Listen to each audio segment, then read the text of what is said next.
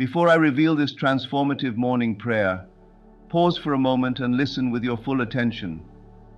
Imagine if I told you that everything you've ever desired, wealth beyond measure, profound inner peace, unconditional love, extraordinary success, has always existed within the divine imagination that you truly are. But here's the spiritual truth that few recognize. 99% of people will never access this infinite reservoir of creative power. Why? Because they remain imprisoned in a state of consciousness that separates them from their own divine nature, blocking the expression of the God force that dwells within them. Today, I'm going to share a morning prayer practice so deceptively simple, yet so fundamentally powerful that it can begin reshaping the very fabric of your reality from the first moment you apply it. This isn't about positive thinking or empty affirmations. It's about assuming the feeling of your wish fulfilled, about occupying a state of consciousness that is already aligned with the life you desire to experience, and the divine miracle of this practice. It requires only a few sacred moments of your morning consciousness. But here's where the profound wisdom of Neville Goddard illuminates our understanding. There's a spiritual law operating behind this prayer's effectiveness, and it's anchored in the eternal principle that imagination creates reality. Neville revealed that your consciousness is the only reality, and what you assume to be true in consciousness must objectify itself in your experience. Stay present with me now, because by the conclusion of this message, you'll not only possess the prayer that can transform your 2025, but you'll understand the immutable law that guarantees its effectiveness. And for those faithful to this practice, prepare yourself for a divine reversal. Everything you've been seeking will begin seeking you, for the simple reason that consciousness is the only reality, and what you are conscious of being, you must become. In the silence of the early morning, before the world has fully awakened, there exists a sacred moment, a divine interval between sleep and waking, when the veil between worlds is thin.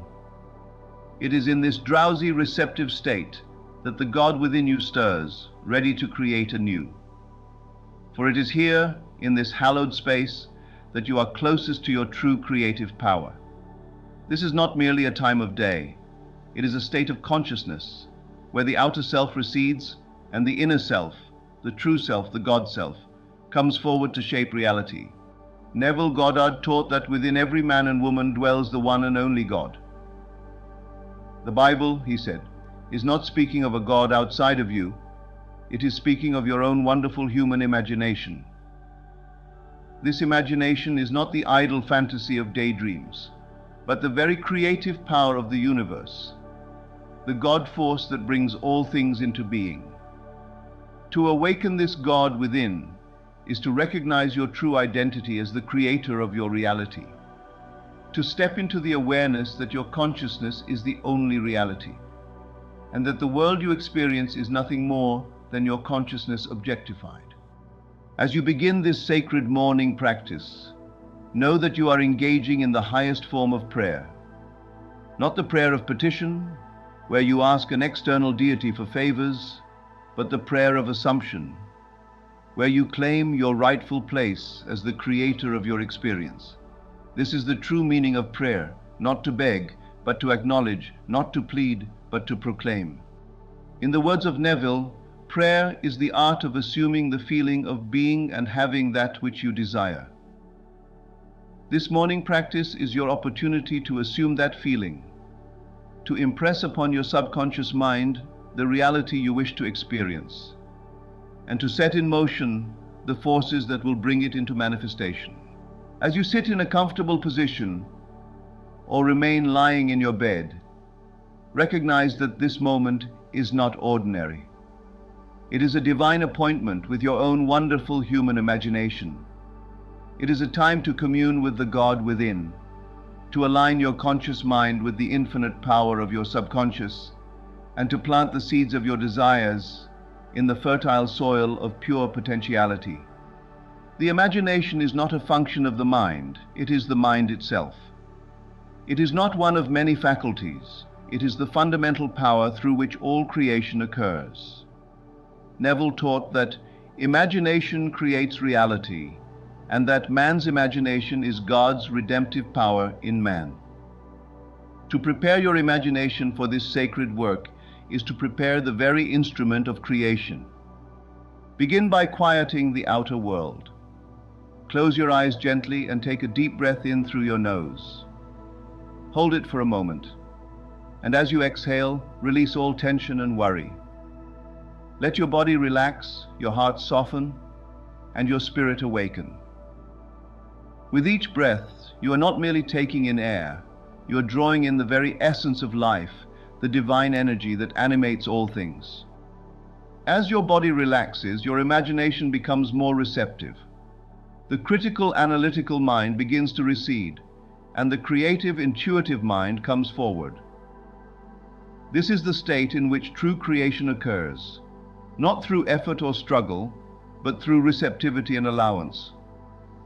The imagination does not force, it forms. It does not strive, it shapes. It is the gentle yet omnipotent power that molds the formless into form. The state between sleep and waking is a threshold, a liminal space where the conscious and subconscious minds meet. Neville referred to this as the drowsy state, and he emphasized its importance in the work of conscious creation. In this state, the critical faculties of the conscious mind are relaxed, allowing direct access to the subconscious, the realm where all creation begins. The moment prior to sleep, Neville taught, is the moment to impress the subconscious with your desire. This is equally true of the moment upon waking. In these drowsy, receptive states, the subconscious mind is most impressionable, most open to the seeds of your imagination. It is as if the soil of your mind has been freshly tilled, ready to receive whatever you plant within it. As you lie in this state, neither fully asleep nor fully awake, recognize its sacred nature. This is not a time to rush into the day's activities, nor is it a time to fall back into unconscious slumber. It is a time to consciously direct your imagination, to assume the feeling of your wish fulfilled, and to impress this feeling upon the subconscious mind. The drowsy state is not a weakness to be overcome. It is a gift to be embraced. It is the doorway through which you enter the temple of creation, the threshold where the human and the divine meet. In this state, you are not merely a mortal being preparing for the day, you are a divine creator shaping reality itself. The breath is the bridge between the conscious and the unconscious, the visible and the invisible, the human and the divine. It is the most fundamental rhythm of life, the constant reminder of your connection to the source of all being. To consciously direct your breath is to take the first step in conscious creation. Begin by acknowledging the presence of the divine within you. Whether you see this presence as God, the universe, source, or infinite intelligence, know that it is not separate from you. It surrounds you and flows within you. It is the very essence of your being, the I Am, that speaks through you. Whisper quietly or affirm in your mind, "Dear Divine Creator, I open my heart to you this morning. I invite your love, your wisdom, and your energy into my life today. I am here, ready to receive." Feel a warm light gently descending upon you, as if the heavens are opening. This light surrounds you, filling every cell of your being with peace, love, and gratitude. With each breath, you are not merely taking in oxygen, you are drawing in the divine essence that animates all life. You are breathing in the infinite potential of pure consciousness and breathing out the limitations of the conditioned mind. Each inhalation is an affirmation of your divine nature. Each exhalation is a release of all that is not aligned with that nature. As your breathing deepens, your awareness shifts from the outer world to the inner realm. The noise of the day recedes, and the silence of pure being emerges. This silence is not an absence of sound. It is the presence of the divine. It is the space in which creation occurs, the void from which all form arises. In this sacred morning practice, silence becomes your sanctuary. It is not an empty void, but a fertile field of pure potential. It is the canvas upon which you will paint the picture of your day, the clay from which you will mold the form of your experience. This silence is alive with possibility, pregnant with potential, waiting for the creative word of your imagination. Neville taught that silence is the greatest teacher. It is in silence that you hear the still, small voice of intuition. It is in silence that you feel the presence of the God within. It is in silence that you recognize your true identity as the creator of your reality. As you sit in this silence, know that you are not alone. You are in communion with the divine presence that is your true self. You are in the company of all the great creators who have come before you, all the awakened beings who have recognized their divine nature. You are part of the great symphony of creation, adding your unique note to the eternal song of being. In the stillness of your awareness, a profound truth awaits recognition, a truth so revolutionary yet so simple that most pass it by without notice. This truth is the foundation of all creation, the cornerstone of manifestation, and the key to unlocking your infinite potential. It is the recognition that the great I Am, the divine presence that permeates all existence, is not separate from you but expresses itself as you. This is not a metaphor or a poetic flourish. It is the literal truth of your being. Neville Goddard taught this principle with unwavering clarity. The Bible has no reference at all to any persons that ever existed or any events that ever occurred upon earth. The Bible is a great psychological drama taking place in the consciousness of man. At the center of this drama stands the great I Am, not as an external deity to be worshipped, but as the very core of your consciousness, the divine presence expressing through your human form. The most powerful words in any language are I am. These two simple words contain within them the creative power of the universe. When you say I am, you are invoking the name of God, for God's name, as revealed to Moses, was I am that I am. This is not coincidence, it is revelation. It is the unveiling of the divine nature of consciousness itself. Every time you declare I am, you are standing on holy ground. You are speaking as the divine presence, for there is no other speaker. The I am in you is the same I am that spoke the universe into existence. It is the same I am that has been speaking through all awakened beings throughout history.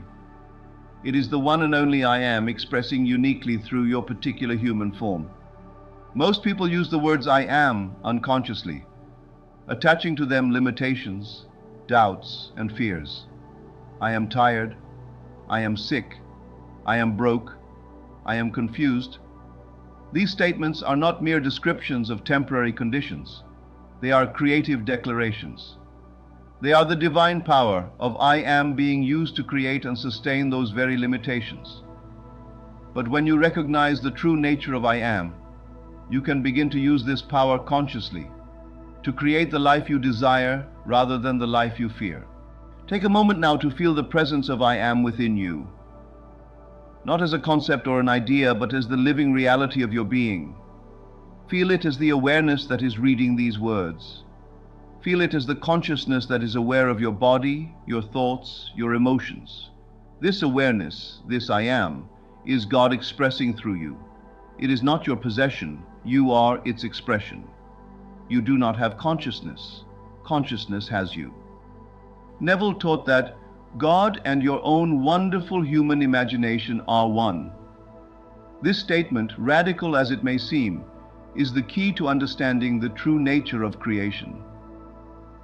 Your imagination is not merely a faculty of your mind. It is the mind itself. It is not one of many tools at your disposal. It is the very essence of your being. It is God in action. The imagination is not fantasy or make-believe. It is the creative power that shapes reality. When you imagine, you are not escaping reality. You are creating it. The world you experience is nothing more than your imagination made visible. As Neville said, "The world in which we live is a world of imagination, and man is an immortal being, creating his reality out of his imagination." This understanding transforms prayer from supplication to an external deity into communion with your own divine nature. True prayer is not asking God for something. It is acknowledging that God, as your own wonderful human imagination, already contains everything you could possibly desire. It is not reaching out to a distant power, it is awakening to the infinite power within. When you imagine yourself as healthy, wealthy, loved, or successful, you are not indulging in wishful thinking. You are engaging in the highest form of prayer. You are using the divine creative power of your imagination to shape the substance of reality. You are fulfilling your true purpose as a creator made in the image of the Creator. Having recognized the I Am as God expressing through you, and understanding that God is your own wonderful human imagination, you are now invited to consciously embody this divine creative power. This is not about becoming something you are not. It is about acknowledging what you have always been. It is about stepping into your true identity as a divine creator. Imagine yourself moving through your day with grace and ease. Picture your goals, your dreams, and your desires unfolding effortlessly. See yourself interacting with others from a place of love, confidence, and abundance. Feel the joy, the peace, the fulfillment of living as the divine being you truly are. These are not mere fantasies. They are acts of creation. They are the divine power of imagination, shaping the substance of reality. As you engage in this conscious creation, remember that you are not trying to manipulate external forces. You are not fighting against reality. You are creating reality. The only battle is within consciousness itself, between the habitual patterns of thought that have created your current experience and the new patterns you are now choosing to establish. Now visualize yourself in perfect alignment with the divine flow of the universe. Imagine standing under a waterfall of golden light, cascading over you, cleansing your energy and awakening your soul. This light is not separate from you. It is the radiance of your own divine nature. It is the visible manifestation of the I Am that you are. As this light flows through you, feel yourself becoming transparent to its power.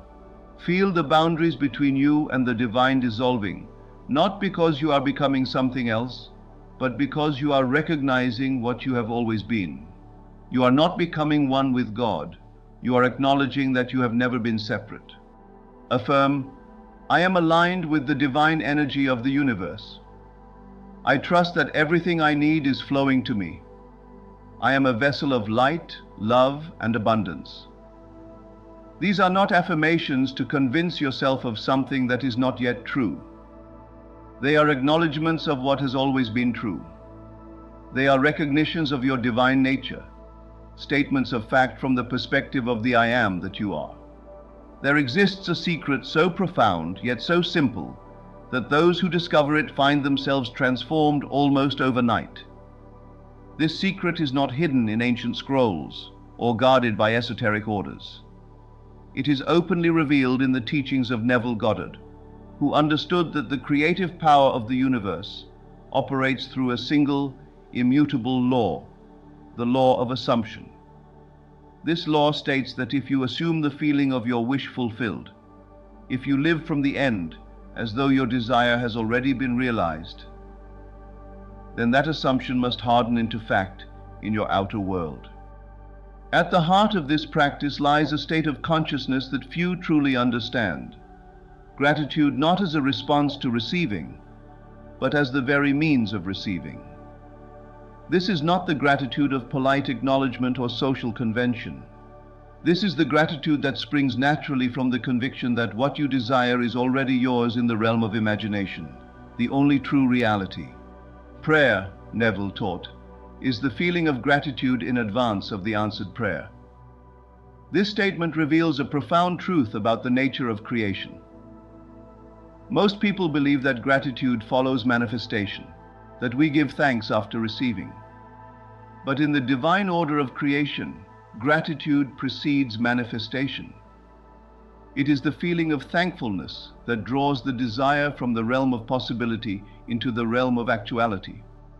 When you express gratitude as if your desires are already fulfilled, you are not engaging in self-deception or wishful thinking.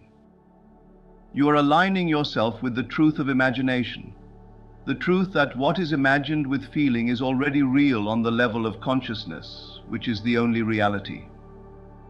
The outer world, which appears so solid and unchangeable, is merely a shadow, a reflection of prior states of consciousness.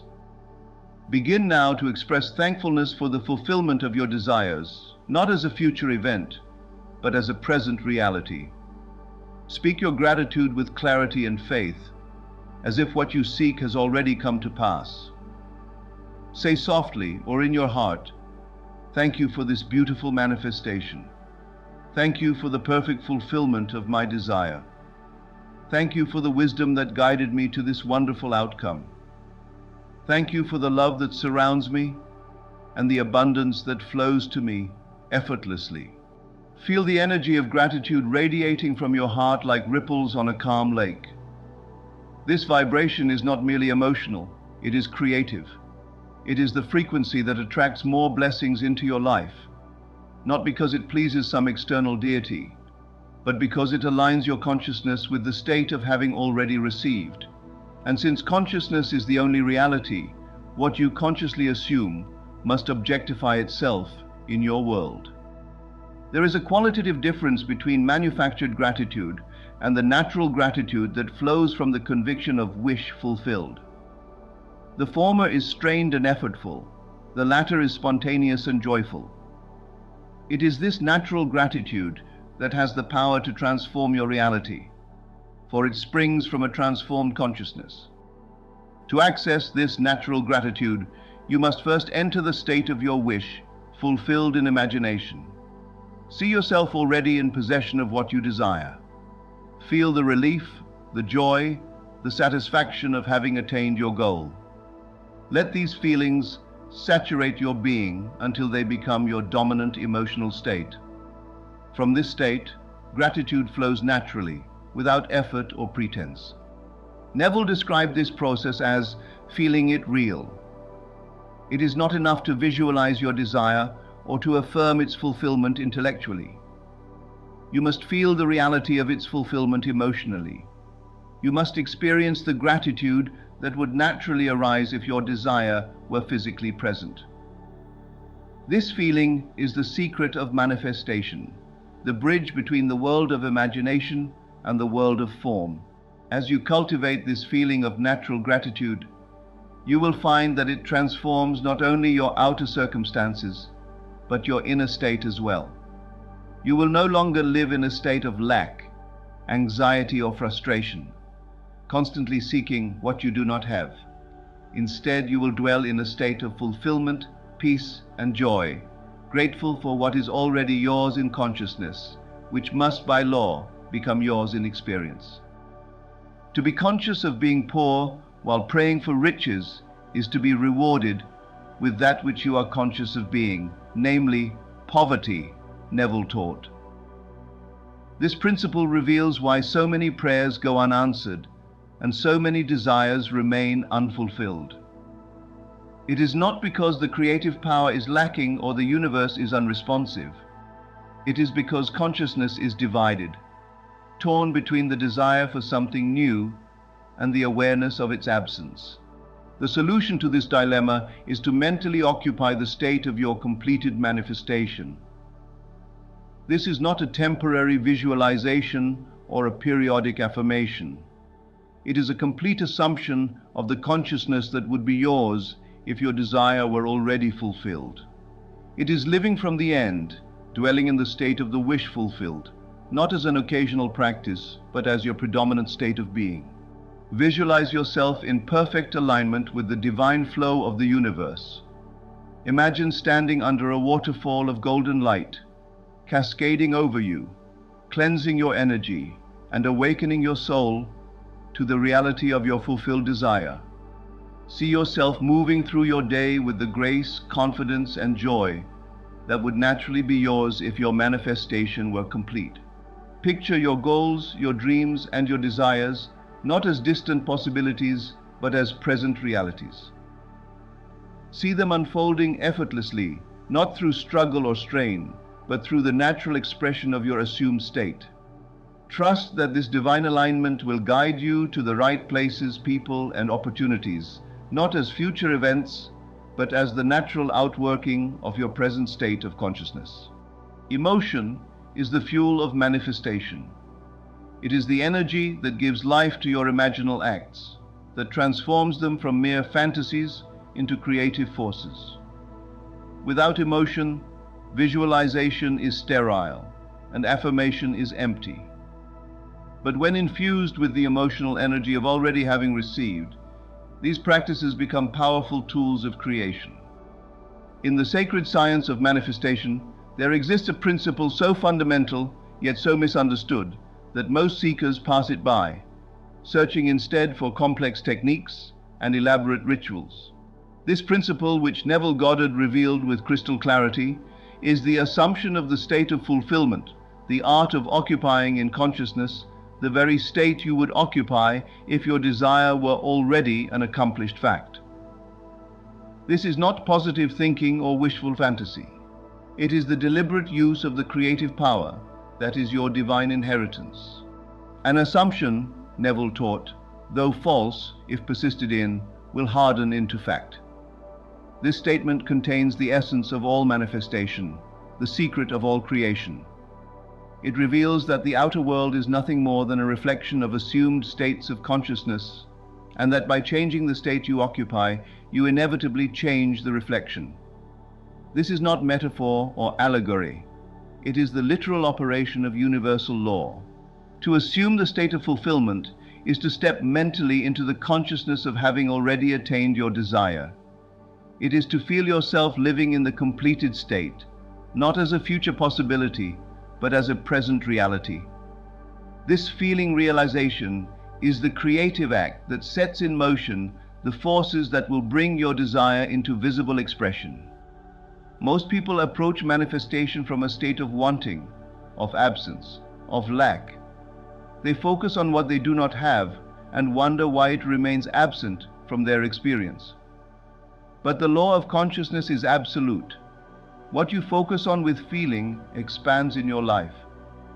Focus on absence with the feeling of desire, and you create more absence, more desire. Focus on fulfillment with the feeling of possession, and you create the experience of fulfillment. Begin now to feel yourself living in the completed state of your desires. If health is your aim, feel the vitality, the strength, the well-being that would be yours if perfect health were already your experience.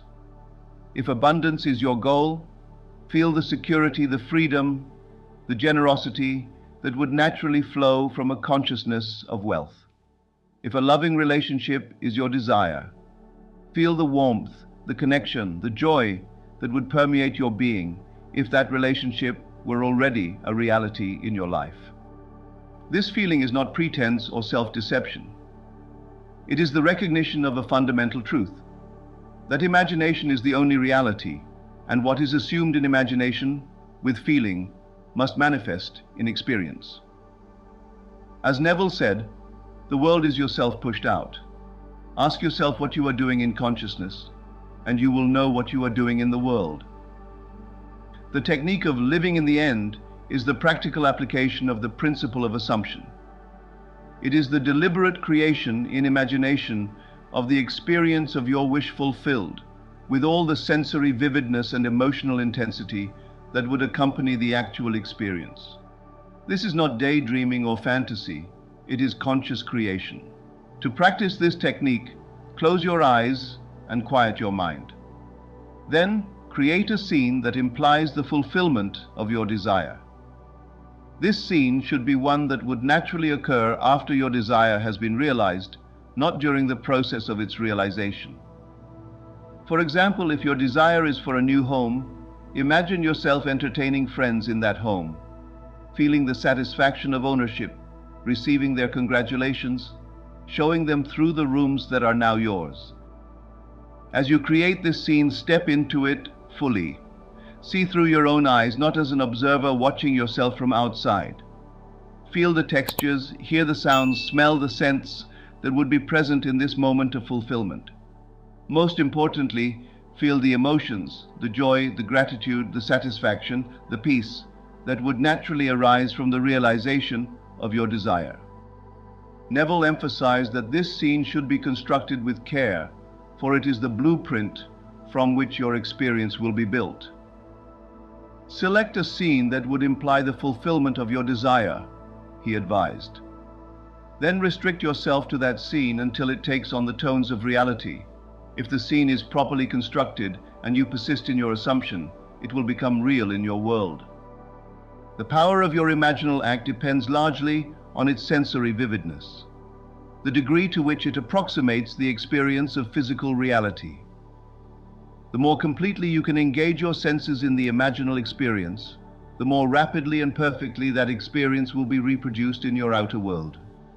As you persist in the assumption of the wish fulfilled, a bridge of incidents will naturally unfold, leading from your current circumstances to the realization of your desire. This bridge is not constructed by your conscious mind. It is the automatic operation of universal law. Your part is not to plan the how, but to maintain the end, to dwell in the state of fulfillment, allowing the infinite intelligence of the universe to arrange the means. The how is not your concern, Neville reminded his students. The end result is all that matters. This does not mean that you will not be called to action. It means that the actions you are called to will arise naturally from your assumed state, and will be inspired rather than forced, joyful rather than stressful, effective rather than futile. Trust in this bridge of incidents.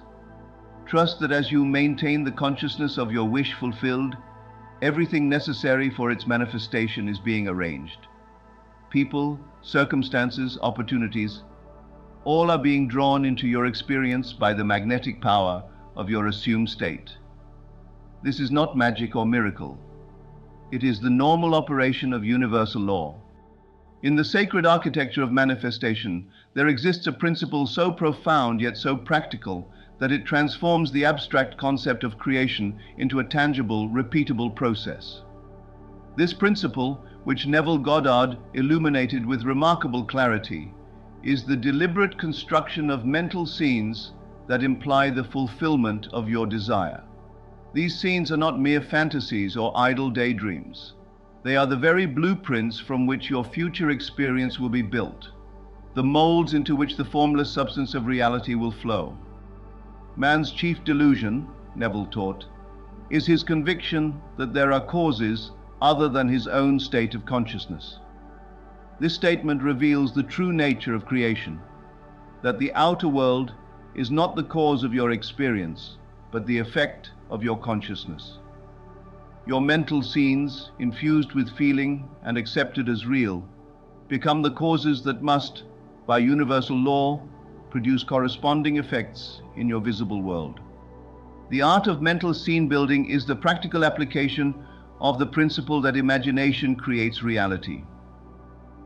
It is the deliberate construction in imagination of an experience that implies your desire has already been fulfilled. This scene is not a visualization of the process of attaining your desire. It is a vivid realization of already having attained it. To build such a scene effectively, you must first clarify exactly what you desire, not the means of attainment, but the end result itself. What state of being do you wish to occupy? What experience do you wish to have?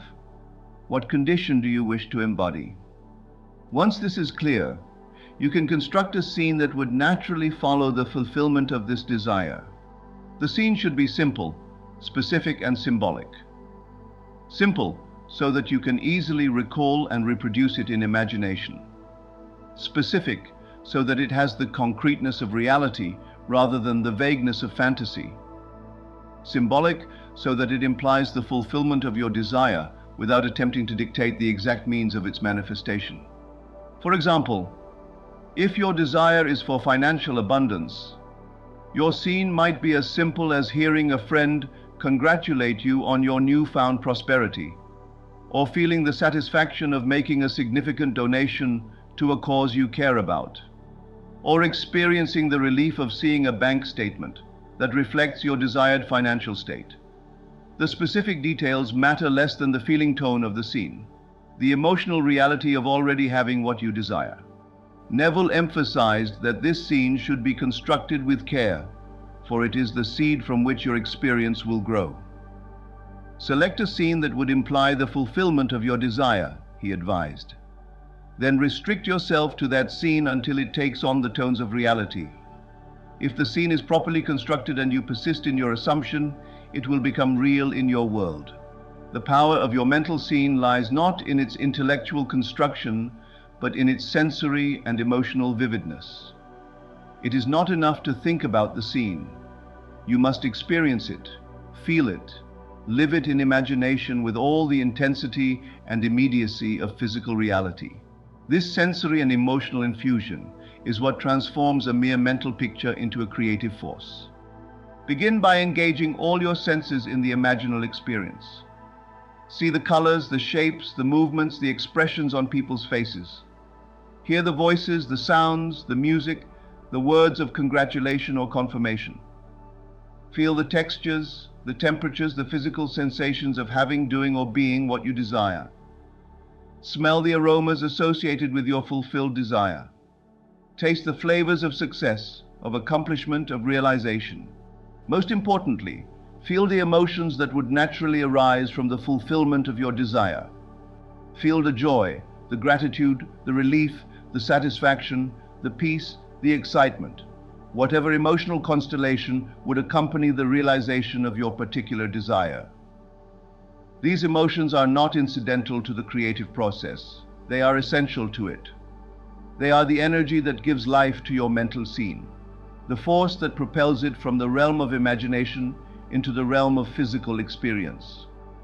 Beyond the physical senses and the emotional responses lies what Neville called the spiritual sensation of accomplishment, the deep inner knowing that your desire is already fulfilled, the unshakable conviction that what you have imagined is already a reality in consciousness, and must therefore become a reality in experience.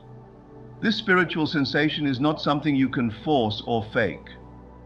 It arises naturally when your mental scene has been so thoroughly infused with sensory detail and emotional reality that it takes on the tones of reality in your consciousness. It is the feeling of "it is done," the Sabbath of creation, the rest that follows when the creative act is complete. To cultivate this spiritual sensation, you must enter fully into your mental scene, not as an observer watching from outside, but as a participant experiencing from within. You must see through your own eyes, hear through your own ears, feel through your own body, as if the scene were actually happening here and now. This first-person perspective is crucial, for it is only by identifying completely with the state of fulfillment that you can generate the spiritual sensation of accomplishment. As you practice this complete identification, you will find that your mental scene begins to take on a life of its own. It becomes less like a picture you are trying to hold in mind, and more like an experience you are actually having. The boundary between imagination and reality begins to dissolve, and you enter what Neville described as the state of feeling it real, the state in which your imaginal act has all the sensory vividness and emotional intensity of physical reality. This is the moment of creation, the point at which your mental scene ceases to be merely a scene and becomes a state of consciousness. And since consciousness is the only reality, what you are conscious of being, you must become. As Neville said, an assumption, though false, if persisted in, will harden into fact. The construction of a mental scene, no matter how vivid and emotionally charged, is only the beginning of the creative process. For that scene to manifest in your outer experience, you must commit to living from the end result, to maintaining the consciousness of your wish fulfilled, not just during specific periods of visualization, but throughout your daily life. This commitment means thinking, speaking, and acting from the assumption that your desire is already fulfilled.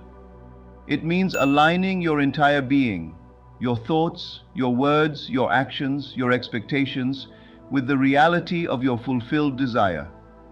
It means refusing to be swayed by appearances that contradict your assumption, knowing that those appearances are the effects of past states of consciousness, not the determinants of your future experience.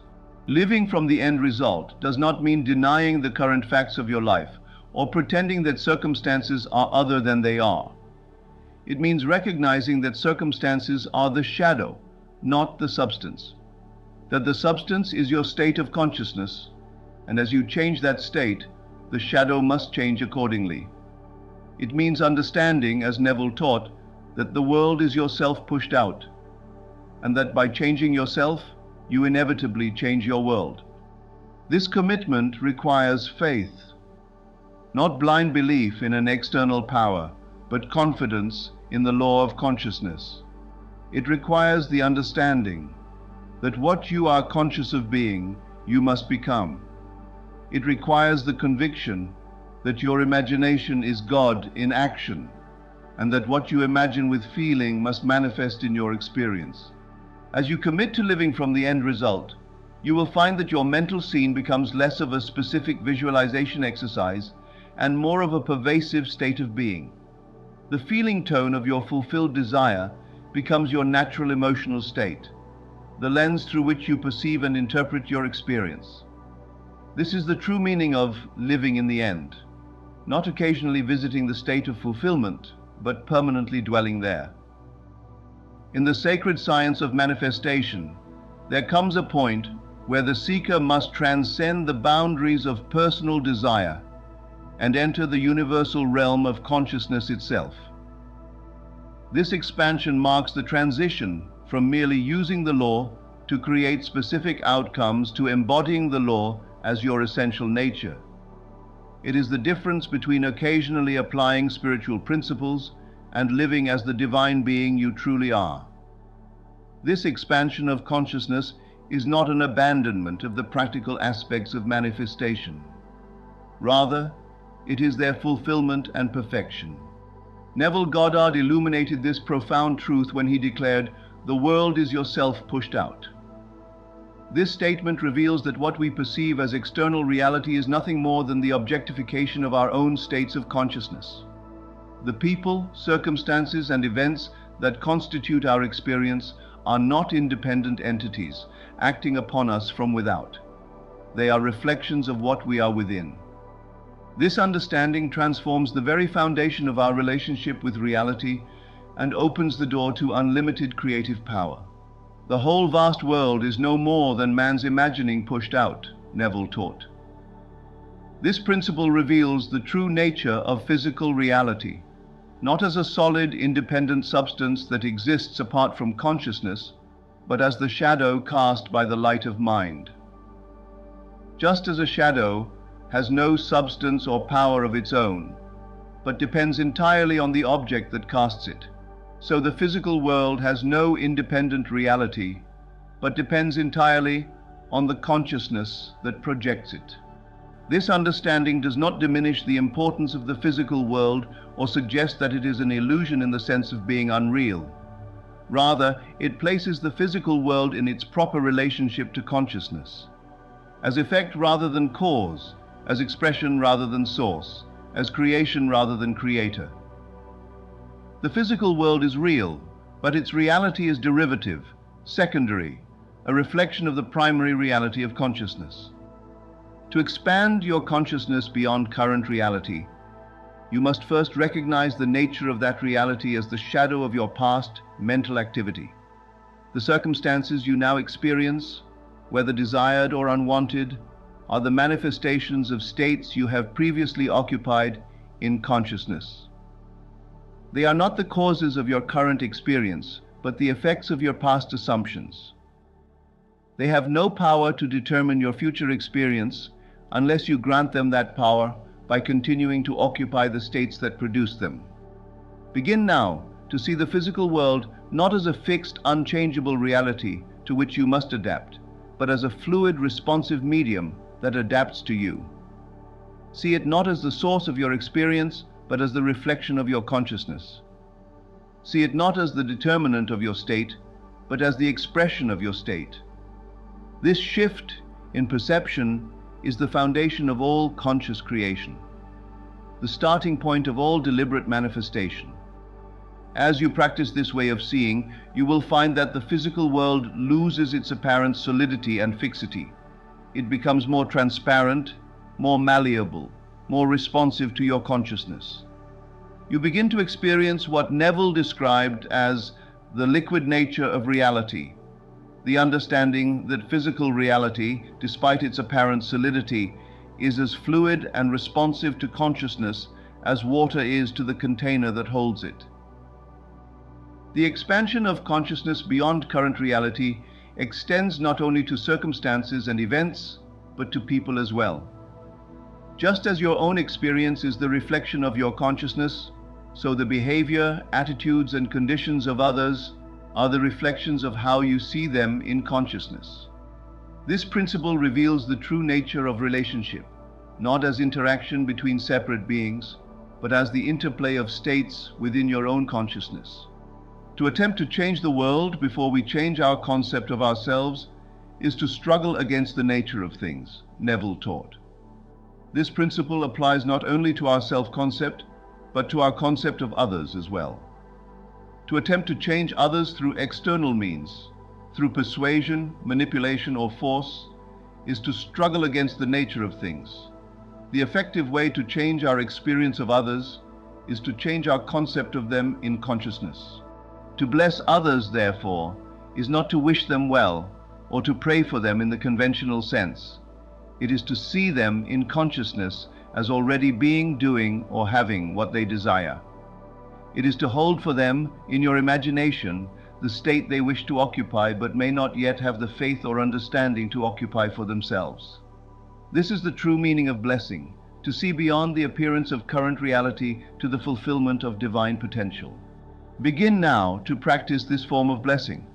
Think of someone in your life who is struggling or suffering in some way. Instead of focusing on their current condition, see them in your imagination as already free from that condition. See them healthy, happy, successful, fulfilled.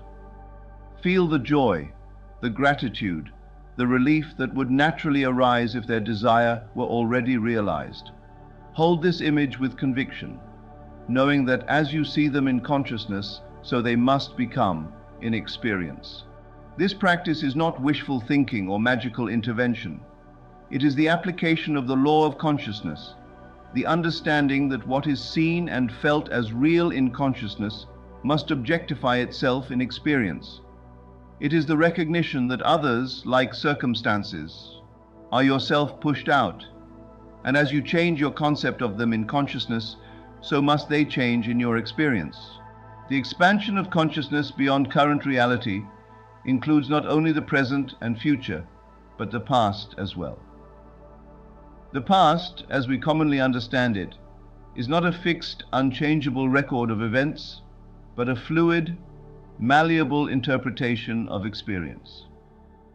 It is not what happened that shapes our present and future, but our consciousness of what happened, our interpretation, our emotional response, our assumptions about the meaning and implications of past events.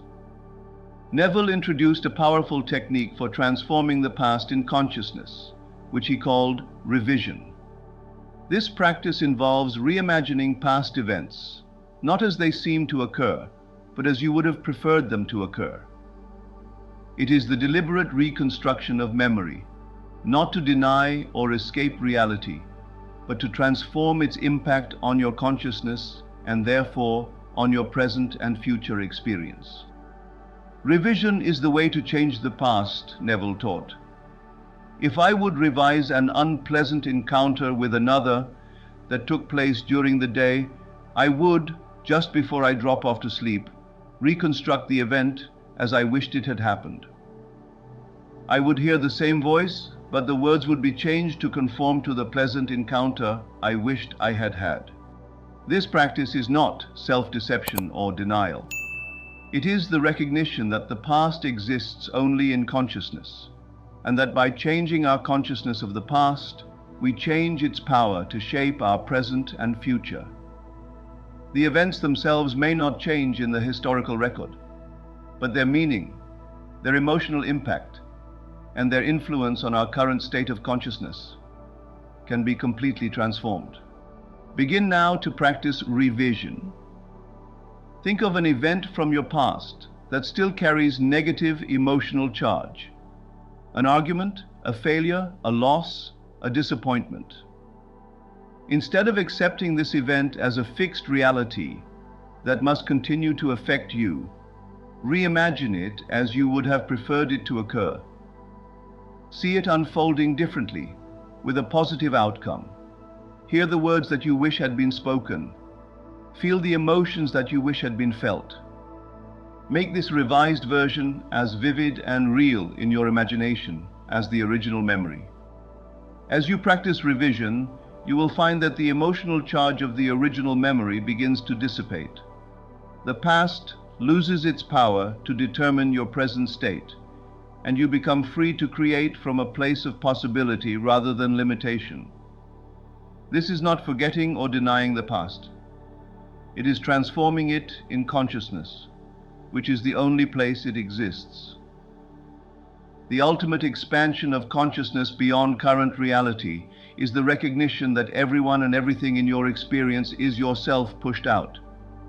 This principle reveals the true nature of identity, not as a separate, isolated entity confined to a particular body and personality, but as the one consciousness that expresses itself through all forms and experiences. The whole vast world is no more than man's imagining pushed out, Neville declared. In your own bosom you bear your heaven and earth, and all you behold, though it appears without, it is within, in your imagination, of which this world of mortality is but a shadow. This statement reveals that what we perceive as others, as separate beings with independent existence, are in fact aspects of our own consciousness, reflections of our own states, expressions of our own being. This understanding does not deny the existence or value of others. It does not reduce them to mere projections or figments of imagination in the sense of being unreal.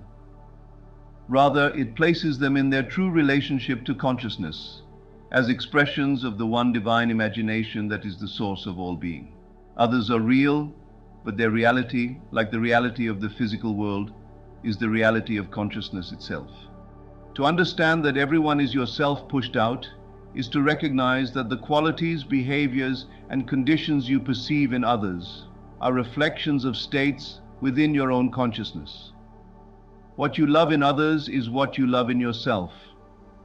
What you judge in others is what you judge in yourself. What you fear in others is what you fear in yourself. This recognition transforms the very foundation of relationship, from interaction between separate beings to the interplay of states within the one consciousness that you are. Begin now to see others not as separate entities acting upon you from without, but as reflections of your own consciousness, mirrors showing you the states you are occupying or have occupied. When you encounter qualities in others that you admire, recognize those qualities as expressions of your own divine nature. When you encounter qualities in others that you dislike, recognize those qualities as aspects of your own consciousness that are calling for acknowledgement, understanding, and transformation. As you practice this way of seeing, you will find that your relationships become more harmonious, more fulfilling, more aligned with your highest vision. You will no longer seek to change others through external means, knowing that the only effective way to change your experience of others is to change your consciousness of them. You will no longer react to others from a place of judgment, fear, or separation, knowing that what you perceive in them is yourself pushed out. In the sacred science of conscious creation, there comes a culminating moment when the creative act is complete in consciousness, though it may not yet be visible to the physical senses.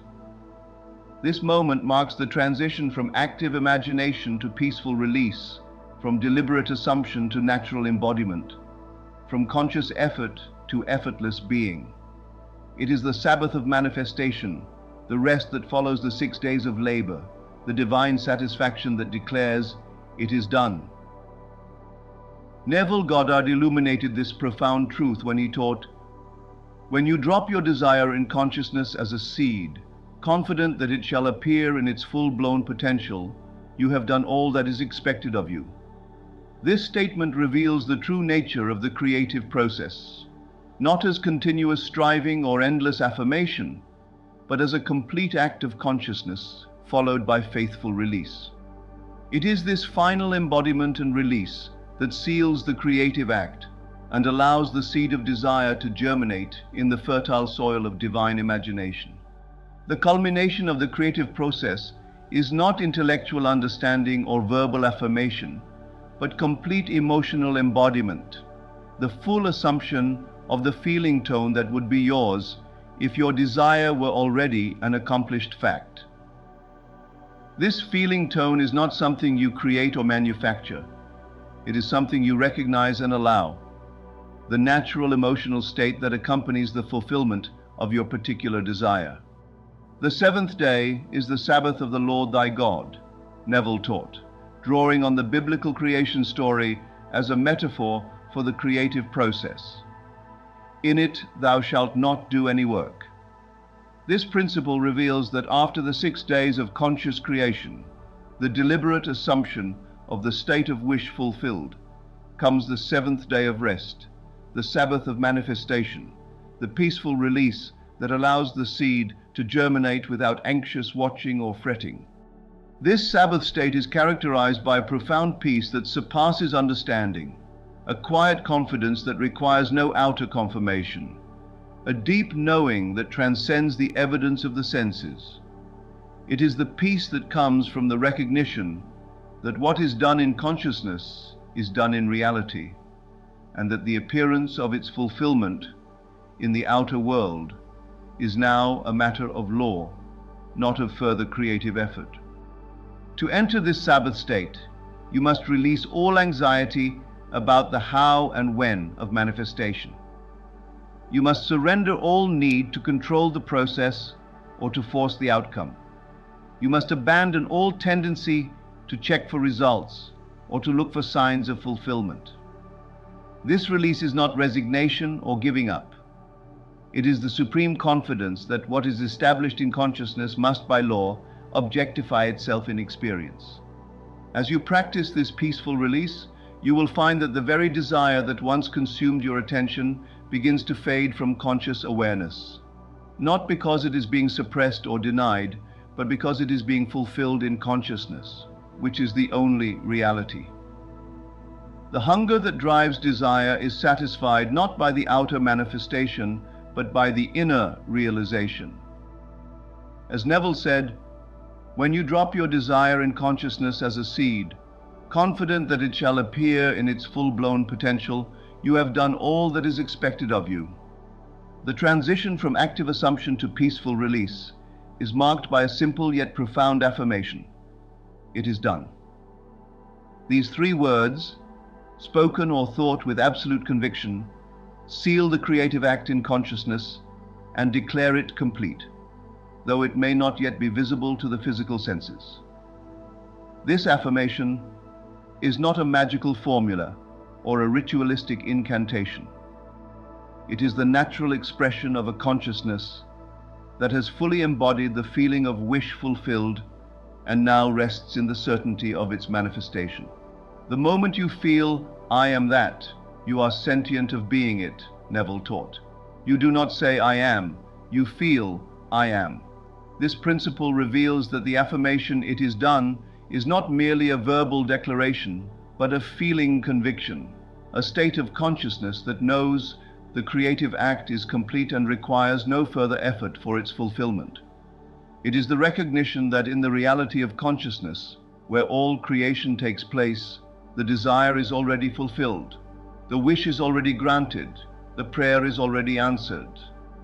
To affirm it is done with conviction is to align yourself with the truth of imagination, the truth that what is imagined with feeling is already real on the level of consciousness, which is the only reality.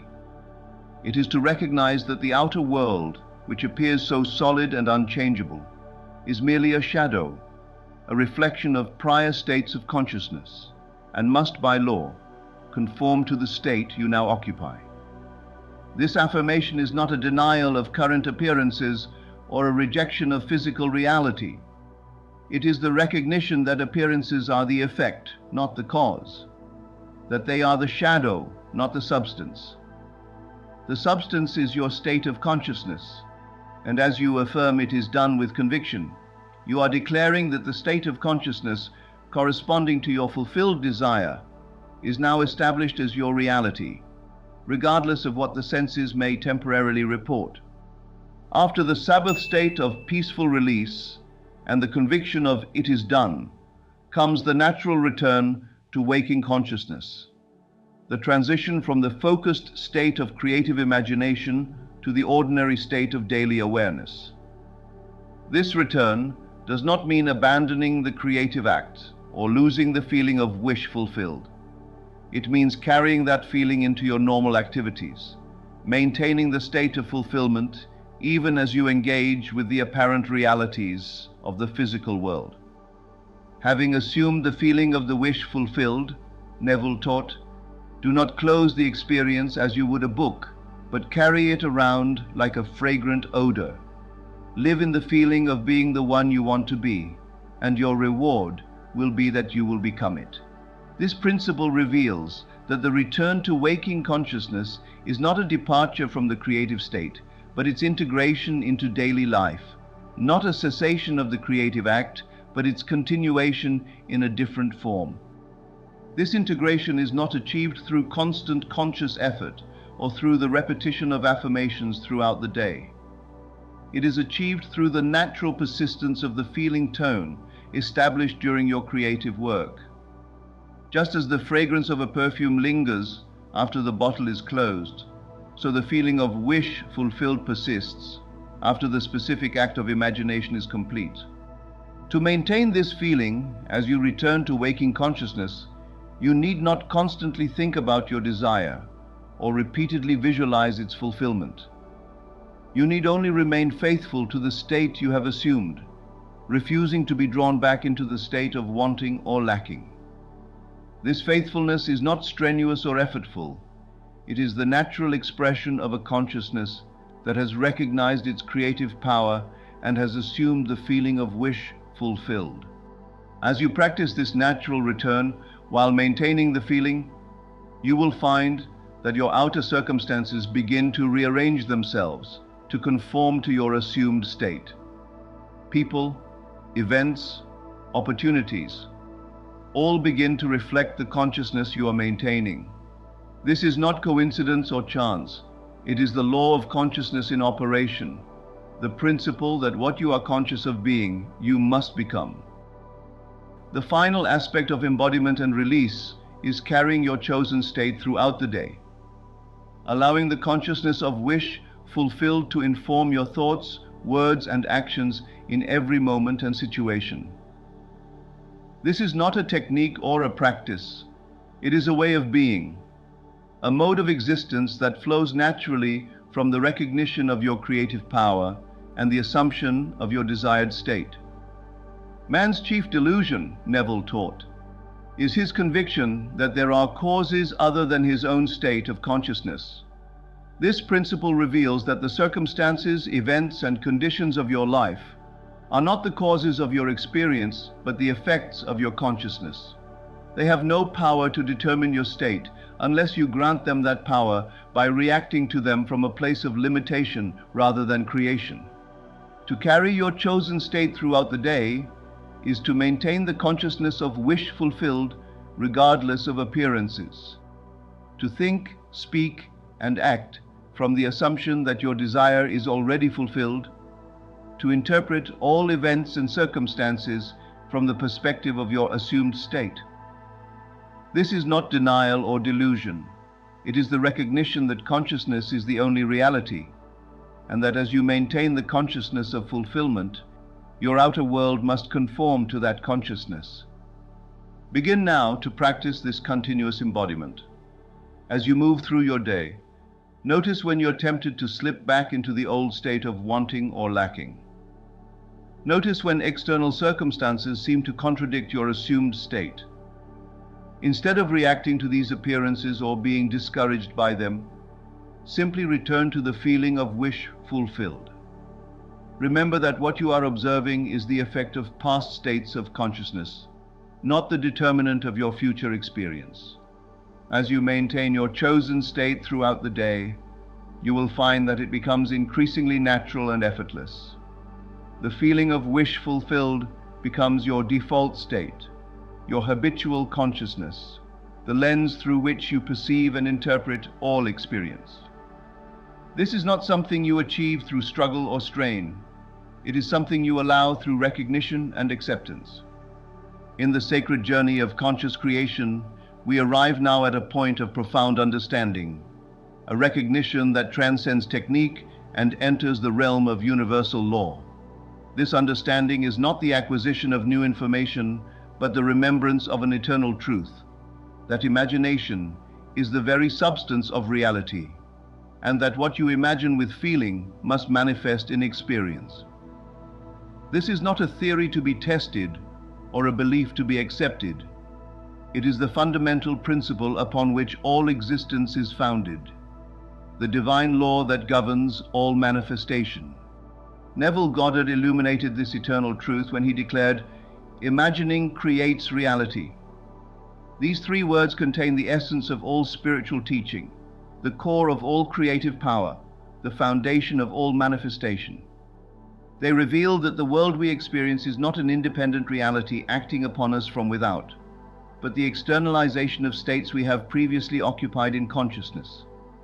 They proclaim that we are not victims of circumstance but creators of circumstance, not subject to conditions but the source of conditions, not effects of causes but the cause of all effects. The law of assumption is a principle in nature, Neville taught, like the law of electricity or any other principle in nature. It works whether you are conscious of it or not. This statement reveals the impersonal, invariable nature of the creative law. It does not operate through favor or caprice, through worthiness or merit, through effort or struggle. It operates with mathematical precision, with absolute consistency, with perfect fidelity to the state you assume in consciousness. This law never fails because it cannot fail. It is not subject to conditions or limitations, to exceptions or qualifications. It does not discriminate between the worthy and the unworthy, the deserving and the undeserving, the spiritual and the material. It responds with equal precision to all states of consciousness, manifesting in experience exactly what is assumed to be true in imagination. The apparent failure of this law is always due to a misunderstanding of its operation. When your desire seems to remain unfulfilled, despite your conscious intention, it is not because the law has failed, but because you have not fully assumed the state of fulfillment in consciousness. You may have affirmed your desire intellectually, while emotionally remaining in the state of wanting or lacking. You may have visualized your desire occasionally, while habitually occupying the state of its absence. You may have declared your faith verbally, while inwardly doubting the reality of your assumption. The law that imagining creates reality operates not on what you say you believe or what you think you desire, but on the state you actually occupy in consciousness. It manifests not what you want, but what you are, not what you wish for, but what you assume to be true. As Neville said, you can never be anything other than what you believe yourself to be. So if you would assume the feeling of your wish fulfilled and go about your Father's business, you would be that which you want to be. Begin now to recognize the absolute reliability of this law. See it operating with perfect precision in every aspect of your experience. manifesting exactly the states you have assumed in consciousness. See it responding not to your wishes or wants, your hopes or fears, but to your assumptions, to what you accept as true, what you feel to be real, what you know to be fact in the depths of your being. This recognition is not the beginning of your creative power, but the acknowledgement of the power you have always possessed and have always been using, whether consciously or unconsciously.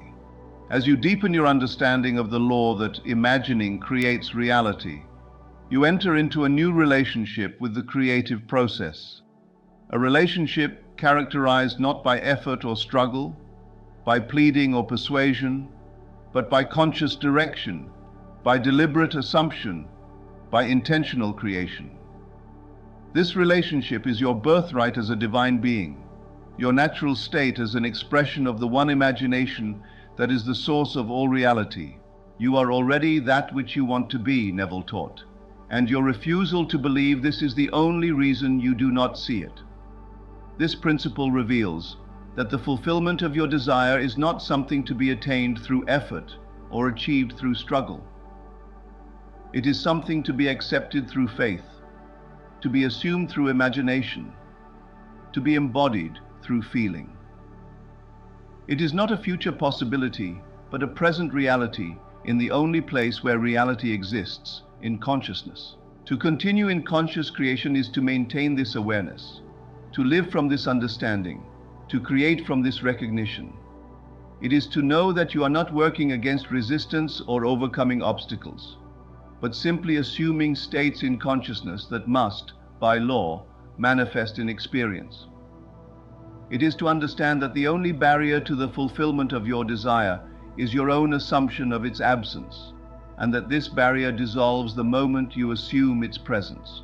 May you be blessed with the clarity to see beyond appearances to the reality of consciousness. May you be blessed with the faith to assume the state of your wish fulfilled, regardless of what your senses may temporarily report. May you be blessed with the persistence to maintain your assumption until it hardens into fact in your outer world. May you be blessed with the wisdom to recognize that you are not a supplicant begging for favors, but a creator expressing your divine nature. This blessing is not a bestowal of power from without, but a recognition of power from within. It is not a prayer for divine intervention, but an acknowledgement of divine expression. It is not a request for something you lack, but a celebration of something you already possess, the infinite creative power of your own divine imagination. Begin now to see all external conditions as the shadows of past states of consciousness. See them not as obstacles to be overcome or problems to be solved, but as reflections to be observed and, if desired, transformed through the assumption of new states.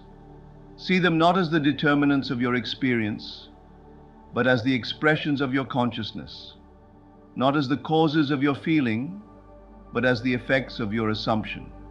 As you practice this way of seeing, you will find that the outer world loses its apparent power to determine your state.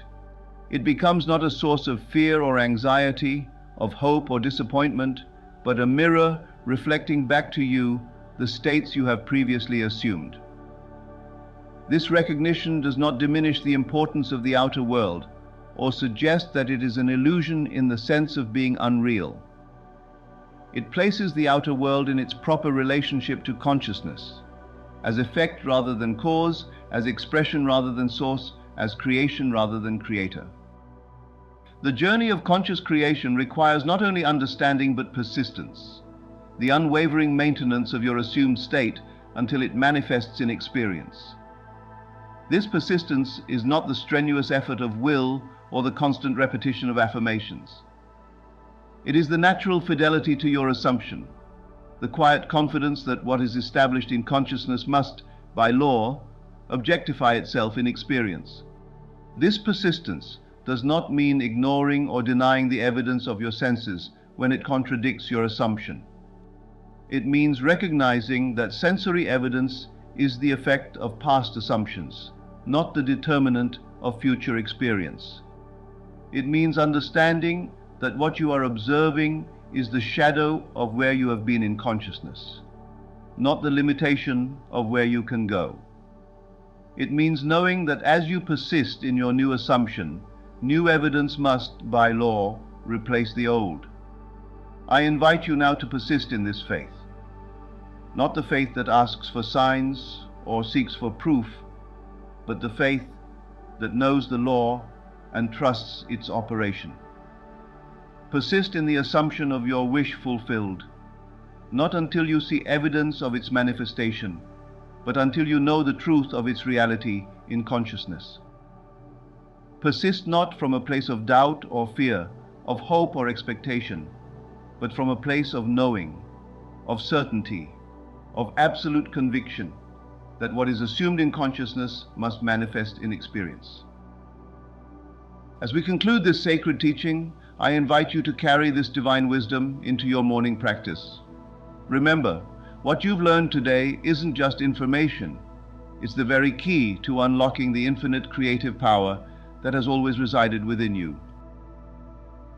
If you found value in this message, please subscribe to continue our spiritual journey together.